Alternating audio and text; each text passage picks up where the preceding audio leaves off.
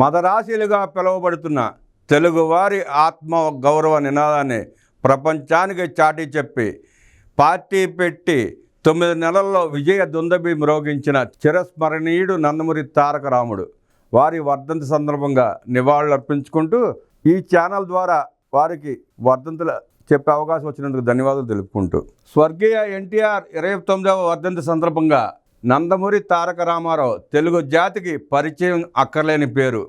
ప్రపంచంలో ఏ మూలన ఉన్న తెలుగువారికైనా అన్న అనే పదం వినబడితే చాలు స్వర్గీయ నందమూరి తారక రామారావు స్మరణకు వస్తారు. పేదవాడికి పట్టెడు అన్నం పెట్టిన మహనీయుడు ఆయన. సామాన్యుడికి సగం ధరకే జనతా వస్త్రాలు కట్టబెట్టిన అసామాన్యుడు. అట్టడుగు వర్గాల వారికి పక్కా ఇళ్ళు కట్టించిన ప్రజానాయకుడు. పేదవాడికి కూడు గూడు గుడ్డ నినాదంతో దేశానికి సంక్షేమ పథకాల మార్గదర్శనం చేసిన దార్శనికుడు. తెలుగు సినీ రంగంలో అగ్రశ్రేణి నటుడుగా, దర్శకునిగా, నిర్మాతగా ప్రజా హృదయాలను గెలుచుకున్న ఎన్టీఆర్ రాజకీయాలలోనూ రాజీ లేని తనదైన ముద్ర వేశారు. భౌతికంగా మనకు దూరమైన తెలుగు జాతి గుండెల్లో చిరంజీవిగా కొలువయ్యారు. 1928 మే 28న కృష్ణా జిల్లా నిమ్మకూరులో సామాన్య రైతు కుటుంబంలో జన్మించిన ఎన్టీఆర్ సినీ రంగంలో స్వయం శక్తితో ఎదిగి మొక్కటం లేని మహారాజుగా వెలుగొందారు. 1982లో తెలుగుదేశం పార్టీని స్థాపించి 9 నెలల అనతి కాలంలో ముఖ్యమంత్రి పీఠాన్ని అధిష్ఠించి పాలనలో ఎన్నో సంస్కరణలు తెచ్చారు. 3 సార్లు ముఖ్యమంత్రిగా పనిచేసిన ఆయన అధికార దర్పంతో కాకుండా పేదల పట్ల ఆర్తితో బాధ్యతలను నిర్వహించారు. 1996 జనవరి 18న తెలుగు జాతికి భౌతికంగా దూరమయ్యారు. తెలుగు సినిమా నటుడు, తెలుగుదేశం పార్టీ స్థాపకుడు, ఆంధ్రప్రదేశ్ మాజీ ముఖ్యమంత్రిగా తెలుగువారు అన్నగారు అని అభిమానంతో పిలుచుకునే ఎన్టీ రామారావు తెలుగు, తమిళం, హిందీ, గుజరాతీ భాషలలో కలిపి దాదాపు 303 చిత్రాలలో నటించారు. పలు చిత్రాలను నిర్మించి మరెన్నో చిత్రాలకు దర్శకత్వం వహించారు. అనేక పౌరాణిక, జానపద, సాంఘిక చిత్రాలలో వైవిధ్య భరితమైన పాత్రలు ఎన్నో పోషించి మెప్పించారు. రాముడు, కృష్ణుడు వంటి పౌరాణిక పాత్రలతో తెలుగువారి హృదయాలలో శాశ్వతంగా ఆరాధ్య దైవంగా నిలిచిపోయారు ఎన్టీఆర్. నందమూరి తారక రామారావు 1982 మార్చి 29న తెలుగుదేశం పేరిట రాజకీయ పార్టీని స్థాపించి కేవలం 9 నెలల్లోనే ఆంధ్రప్రదేశ్లో కాంగ్రెస్ ఏకఛత్రాధిపత్యానికి తెరదించారు. ఆ తరువాత 3 దఫాలు 7 ఏళ్ల పాటు ఆంధ్రప్రదేశ్ ముఖ్యమంత్రిగా పనిచేసి అప్పటి వరకు అత్యధిక కాలం పనిచేసిన ముఖ్యమంత్రిగా నిలిచారు. 1981లో ఊటీలో సర్దార్ పాపారాయుడు చిత్రం షూటింగ్ విరామ సమయంలో ఒక విలేకరి, మీకు ఇంకో 6 నెలల్లో 60 సంవత్సరాలు నిండుతున్నాయి కదా, మరి మీ జీవితానికి సంబంధించి ఏదైనా నిర్ణయం తీసుకుంటున్నారా అని అడిగారు.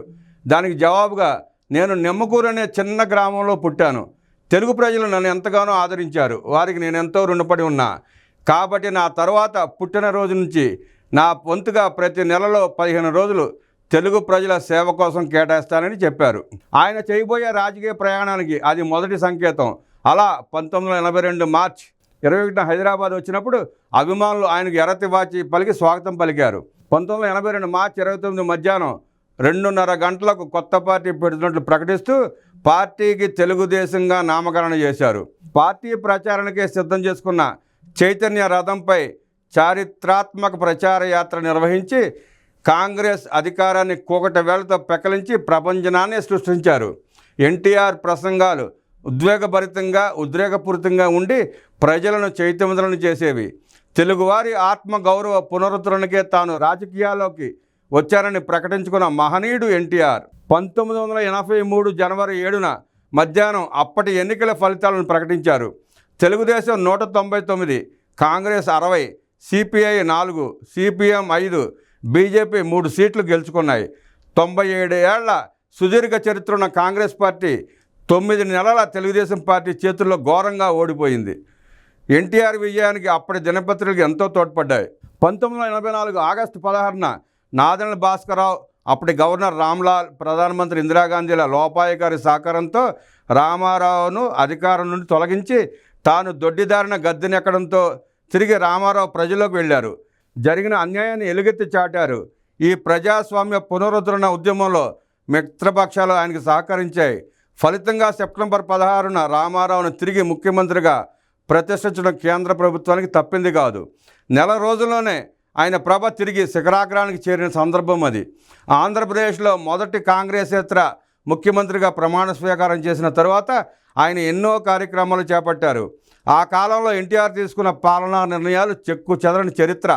సమాజమే దేవాలయం, ప్రజలే దేవుళ్ళు అన్న నిదానంతో ఆనాటి రాజకీయ పార్టీల పాలనా వైఖరికి భిన్నమైన నిర్వచనాన్ని ఇచ్చారు. ఎన్టీఆర్ పాలనా కాలం నుంచి మొదలైన సంక్షేమ పాలనా విధానమే రాష్ట్రంలో ఏ పార్టీ అధికారంలో ఉన్నా దేశంలోని అనేక రాష్ట్రాలు అనుసరణీయ వంశంగా మారిపోయింది. ఆయన పాలనా ప్రభావం నుంచి బయటపడలేక ఇప్పటికీ అదే విధానాలు అనుసరణే కనిపిస్తోంది. అటు ప్రజా సంక్షేమాన్ని కొత్త పొంతలు తొక్కిస్తూనే అభివృద్ధికి ఎన్టీఆర్ వేసిన బాటలు ఇప్పటికీ పునాదుల్లా నిలిచే ఉన్నాయంటే అతిశయోక్తి కాదు. రాజకీయంగా ఎన్టీఆర్ తీసుకున్న కొన్ని సాహసోపేత నిర్ణయాలు భారత రాజకీయ చరిత్ర నుంచి చెరిపివేయలేనిగా ఉన్నాయనడం అతిశయోక్తి కాదు. అందులో ప్రధానంగా భారతదేశంలోని ప్రాంతీయ పార్టీలన్నిటినీ కమ్యూనిస్టులతో కలిపి కాంగ్రెస్కు ప్రత్యామ్నాయంగా నేషనల్ ఫ్రంట్ అనే సంకీర్ణాన్ని ఏర్పాటు చేయడంలో ఎన్టీఆర్ విజయం అసాధారణం. 1991లో నంద్యాల లోక్సభ ఉప ఎన్నికలలో కాంగ్రెస్ తరపున అభ్యర్థిగా అప్పటి ప్రధానమంత్రి పివి నరసింహారావు నిలబడగా, ప్రధానమంత్రి అయిన ఒక తెలుగు వాడికి గౌరవ సూచకంగా ఎన్టీఆర్ ఎవరిని పోటీకి నిలబెట్టకపోవడం మరొకటి. ఇలాంటి అసాధారణ నిర్ణయాలు ఎన్టీఆర్ రాజకీయ చరిత్రలో లెక్కలేనని. 1994లో కిలో బియ్యం ₹2, సంపూర్ణ మద్య నిషేధం వంటి హామీలతో మునుపెన్నడూ ఏ పార్టీ కూడా సాధించనన్ని స్థానాలు గెలిచి ఎన్టీఆర్ మళ్ళీ అధికారంలోకి వచ్చారు. ప్రభుత్వ ఖజానాకు ఎంత భారం పడినా కూడా ఎన్టీఆర్ తన హామీలను అమలుపరిచారు. తాను స్థాపించిన తెలుగుదేశం పార్టీకి అసాధారణ ఖ్యాతిని ఆర్జించి పెట్టిన ఎన్టీఆర్ 1996 జనవరి 18న 73 ఏళ్ల వయసులో కన్నుమూశారు. 33 ఏళ్ల తెర జీవితంలోనూ 13 ఏళ్ల రాజకీయ జీవితంలోనూ నాయకుడిగా వెలిగిన ఎన్టీఆర్ చిరస్మరణీయుడు. నందమూరి తారక రామారావు జన్మదిన సందర్భంగా ఏటా మే 28న తెలుగుదేశం పార్టీ మహానాడును ఉత్సవంలా నిర్వహిస్తోంది.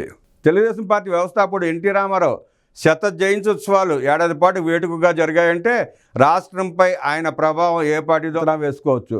భారత ప్రభుత్వం వారిచే విడుదల చేయబడిన స్టాంపు ఎన్టీఆర్ పేరిట సినిమా ప్రముఖులకు జీవిత కాలంలో చేసిన సేవకు గుర్తింపుగా ఎన్టీఆర్ జాతీయ పురస్కారాన్ని ఆంధ్రప్రదేశ్ ప్రభుత్వం 1996లో నెలకొల్పింది. 2002 వరకు ఇస్తూ వచ్చిన ఈ అవార్డును ప్రభుత్వం తర్వాత నిలిపివేసింది. ఎన్టీఆర్ వర్ధంతి సందర్భంగా 2006 జనవరి 18న పురస్కారాన్ని పునరుద్ధరించాలని ప్రభుత్వం నిర్ణయించింది. సినీ రాజకీయ రంగాలలో చెరగని ముద్ర వేసిన నందమూరి తారక రామారావు శత జయంతి సందర్భంగా రాష్ట్రపతి ద్రౌపది ముర్ము ఎన్టీఆర్ ₹100 స్మారక నాణ్యాన్ని 2023 ఆగస్టు 28న విడుదల చేసింది. సిసలైన ప్రజానాయకుడు ఎన్టీఆర్. ఆంధ్రప్రదేశ్లో అతను సమకాలీకుల్లో ఆయనంతటి ప్రజానాయకుడు మరొకరు లేరు. వటవృక్షం లాంటి కాంగ్రెస్ పార్టీకి ఆంధ్రప్రదేశ్లో దీటైన ప్రత్యామ్నాయాన్ని నిలబెట్టిన గొప్పదనం పూర్తిగా ఎన్టీఆర్దే. పట్టుదలకు క్రమశిక్షణకు మారుపేరైన మహనీయుడు ఆయన. తెలుగు జాతికి, తెలుగు భాషకు దేశవ్యాప్తంగా గుర్తింపు తెచ్చిన వ్యక్తి ఎన్టీఆర్. తెలుగు గంగ ప్రాజెక్టులో పట్టుబట్టి రాయలసీమ సాగునీటి అంశాన్ని చేర్చిన ఘనత కూడా ఎన్టీఆర్దే. నక్సలైట్లు కూడా దేశభక్తులే బ్రదర్ అంటూ సమర్థించడం ఒక్క ఎన్టీఆర్కే సాధ్యమైంది. మహిళలకు ఆస్తి హక్కు, వెనకబడిన కులాల వారికి రిజర్వేషన్లు, పురోహితులుగా ఎవరైనా ఉండవచ్చుననే అంశం ఆయన పాలనలో ఒక సెన్సేషన్. ఆంధ్రప్రదేశ్ రాష్ట్రంలో కాంగ్రెస్ పార్టీ అప్పటిదాకా రెడ్డి కులాలకే అన్ని రాజకీయ పదవులను కట్టబెట్టడంతో ఎన్టీఆర్ మిగతా కులాలకు ఆశాకిరణలా కనిపించారు. ఎన్టీఆర్ మొట్టమొదటిసారిగా అన్ని కులాల వారికి, ముఖ్యంగా బడుగు బలహీన వర్గాల వారికి తెలుగుదేశం పార్టీలో ఉన్నత పదవులు కల్పించారు. ఆయన ఆనాడు చేసిన కృషి ఫలితంగానే నేటికి బడుగు బలహీన వర్గాల వారు తెలుగుదేశం పార్టీ వెన్నంటే ఉంటారు. ఆ పార్టీ వారిది, వారు గెలిపించుకుంటూనే ఉంటారు. జోహార్ ఎన్టీఆర్.